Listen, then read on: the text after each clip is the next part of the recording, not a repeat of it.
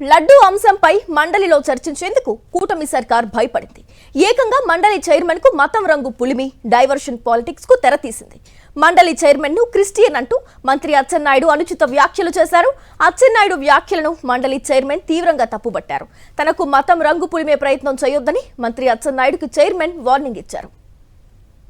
ఈ నేపథ్యంలోనే క్రిస్టియన్ కాదని చెప్పాలని, అలా చెబితే తాను క్షమాపణ అడుగుతానంటూ అచ్చెన్నాయుడు సభలో అరవడం ప్రారంభించారు. అచ్చెన్నాయుడు అరుపులపై ఆగ్రహం వ్యక్తం చేసిన చైర్మన్ హిందువునైన తనపై తప్పుడు ప్రచారం చేయవద్దని మండిపడ్డారు. మండలి చైర్మన్ ఆగ్రహంతో తోక ముడిచారు మంత్రి అచ్చెన్నాయుడు. తన వ్యాఖ్యలను వెనక్కి తీసుకుంటున్నట్లు ప్రకటించారు. ఈ నేపథ్యంలోనే అచ్చెన్నాయుడు క్షమాపణ చెప్పాల్సిందేనని వైఎస్ఆర్సీపీ సభ్యులు ఆందోళనకు దిగారు. చర్చను తప్పుదోవ పట్టించేందుకే మతం మాట తెచ్చారని వైఎస్ఆర్సీపీ సభ్యులు ఆందోళన చేశారు. మండలిలో మతం ప్రస్తావన తీసుకురావడంపై వైఎస్ఆర్సీపీ సభ్యులు ఆగ్రహం వ్యక్తం చేశారు. దమ్ము ధైర్యం ఉంటే లడ్డూ అంశంపై చర్చించాలని వైఎస్ఆర్సీపీ ఎమ్మెల్సీలు ప్రభుత్వానికి సవాల్ విసిరారు. లడ్డూ అంశంపై మండలిలో చర్చించేందుకు కూటమి సర్కార్ భయపడి డైవర్షన్ పాలిటిక్స్ చేస్తుంది అని మనందరికీ తెలుస్తోంది. అయితే ఏకంగా మండలి చైర్మన్ కే మతం రంగు పులిమి డైవర్షన్ పాలిటిక్స్ కు తెరతీసింది. అంశానికి సంబంధించి ఓవరాల్ గా అప్డేట్స్ అందించేందుకు మా కరెస్పాండెంట్ సతీష్ లైవ్ ద్వారా జాయిన్ అవుతున్నారు. సతీష్,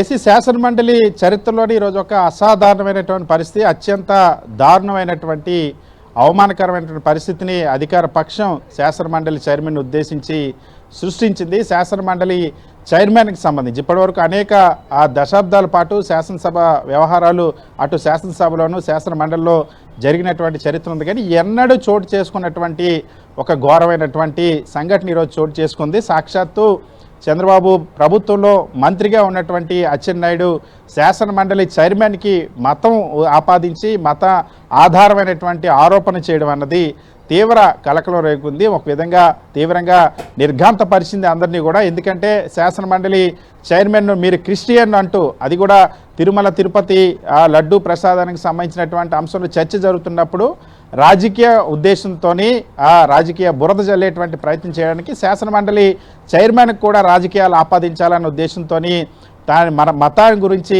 కామెంట్స్ చేశారు.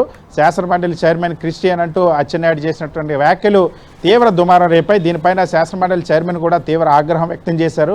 అసలు నేను క్రిస్టియన్ అని చెప్పడానికి నువ్వెవరంటూ మంత్రి అచ్చెన్నాయుడిని తీవ్రంగా ప్రశ్నించారు. అదేవిధంగా నా మతం గురించి ఇక్కడ ప్రస్తావన ఎందుకు అంటూ చాలా స్పష్టంగా చెప్పారు. తాను హిందువుని, అలాంటి నన్ను మీరు క్రిస్టియన్ అని ఎలా అంటారంటూ చైర్మన్ తీవ్రంగా మనస్తాపం కూడా చెందినట్టు పరిస్థితి. ఈ నేపథ్యంలోనే వైఎస్ఆర్ కాంగ్రెస్ పార్టీ ఎమ్మెల్సీలు కూడా పెద్ద ఎత్తున నిరసన తెలిపారు, తీవ్ర ఆందోళన తెలిపారు. అసలు శాసనమండలిలో మత ప్రస్తావన ఎందుకు తీసుకొస్తా ఉన్నారు? ఆ శాసనమండలి చైర్మన్ని కించపరిచేలాగా, మండలి చైర్మన్ ఆ చైర్ని కించపరిచేలాగా, గౌరవప్రదమైనటువంటి ఉన్న అత్యున్నతమైనటువంటి వ్యవస్థగా ఉన్నటువంటి శాసనమండలి చైర్మన్ని కించపరిచేలాగా మత ప్రస్తావన తీసుకురావడానికి పట్ల తీవ్ర ఆగ్రహం వ్యక్తం చేశారు. ఈ నేపథ్యంలోనే వైఎస్ఆర్ కాంగ్రెస్ పార్టీ ఎమ్మెల్సీలు ఆందోళన చేశారు. ఆందోళన చేసిన తర్వాత అచ్చెన్నాయుడు తన వ్యాఖ్యల్ని వెనక్కి తీసుకుంటున్నట్టు చెప్పారు కానీ క్షమాపణ చెప్పలేదు. సో ఈ నేపథ్యంలో వైఎస్ఆర్ కాంగ్రెస్ పార్టీ ఎమ్మెల్సీలు క్షమాపణ చెప్పాల్సిందే అని నినాదాలు చేశారు, ఆందోళన చేశారు. మండలి చైర్మన్ పోడియంను కూడా వద్ద నినాదాలు చేశారు. ఇంకొక వైపు మళ్ళీ సభ విరామం, ఈ నేపథ్యంలో విరామం ప్రకటించిన తర్వాత మళ్ళీ ప్రారంభమైనప్పుడు కూడా వైఎస్ఆర్ కాంగ్రెస్ పార్టీ అధ్యక్షుడు వైఎస్ జగన్మోహన్ రెడ్డి, అదేవిధంగా శాసనమండలి చైర్మన్ ఇద్దరికి కూడా మంత్రి అచ్చెన్నాయుడు క్షమాపణ చెప్పాలని డిమాండ్ చేసి నినాదాలు చేసి ఆందోళన చేయడంతో సభ రేపటికి వాయిదా పడింది. సో లడ్డూ అంశం పైన చర్చ అనేసరికి అధికార పక్షంలో ఎక్కడా లేనటువంటి విపరీతమైనటువంటి తత్తరబాటు, మరీ ముఖ్యంగా హెరిటేజ్ మ్యానుఫ్యాక్చరింగ్ యూనిట్ ఇందాపూర్కి అత్యధిక ధరకు నెయ్యి టెండర్లు కట్టబెట్టినటువంటి అంశం పైన చర్చ తీసుకురావడం, వైఎస్ఆర్ కాంగ్రెస్ పార్టీ ఎమ్మెల్సీలు ప్రశ్నించడం, దానికి సంబంధించి అదేవిధంగా చంద్రబాబు హయాంలోనే కల్తీ జరిగిందన్న అంశాన్ని ఆధారాలతో సహా సిబిఐ ఛార్జ్షీట్లో ఉన్నటువంటి అంశాలతో సహా నిరూపించేసరికి వాటికి సమాధానం చెప్పలేక శాసనమండలి చైర్మన్ని కించపరిచి సభను డైవర్ట్ చేసేటువంటి ప్రయత్నం, ఏకంగా చైర్మన్ని టార్గెట్ చేయడం. ఈ సభ ప్రారంభంలో కూడా ఈరోజు కూడా శాసనమండలి చైర్మన్ని మంత్రి పయ్యావుల కేశవ్, అదేవిధంగా మంత్రి నాదెండ్ల మనోహర్ టార్గెట్ చేశారు.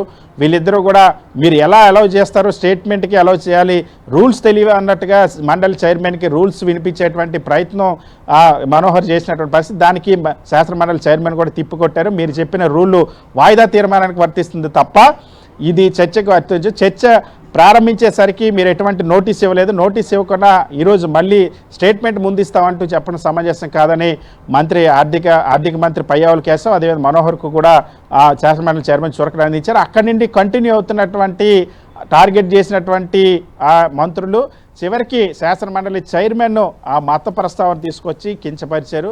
ఆంధ్రప్రదేశ్ శాసనమండలి చరిత్రలోనే, శాసనసభ వ్యవహారాల చరిత్రలోనే ఎన్నడూ జరగనటువంటి ఒక ఘోరమైనటువంటి ఆ సందర్భాన్ని అధికార పక్షానికి సంబంధించిన మంత్రులే సృష్టించడం అన్నది మాత్రం తీవ్ర కలకలం రేపుతుంది. గ్రేసి రైట్, థ్యాంక్ యూ సతీష్.